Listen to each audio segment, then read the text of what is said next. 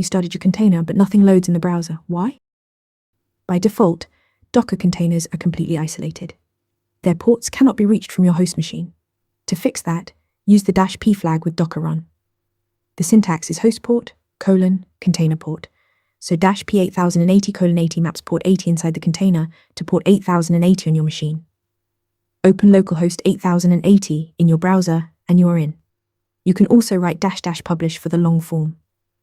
Both flags do exactly the same thing. There are two publish flags. Lowercase -p and uppercase -p. Lowercase -p is explicit. You choose exactly which host port maps to which container port. Uppercase -p publishes every port the image exposes to a random high port on the host automatically.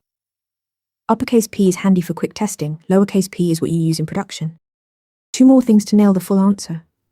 First, you can bind to a specific IP address. -p127.0.0.1:8080 restricts access to localhost only, blocking any external network traffic. Second, a very common misconception. The expose instruction in a Dockerfile does not publish ports. It is purely documentation. Publishing always requires the -p flag at runtime. Use -p host container to publish ports, uppercase P to publish all, prefix an IP to restrict access, and remember, expose in a Dockerfile is documentation only.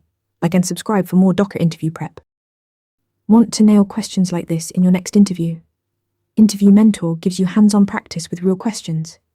Every answer gets a grade with specific, personalized feedback. Track your progress across topics and difficulty levels.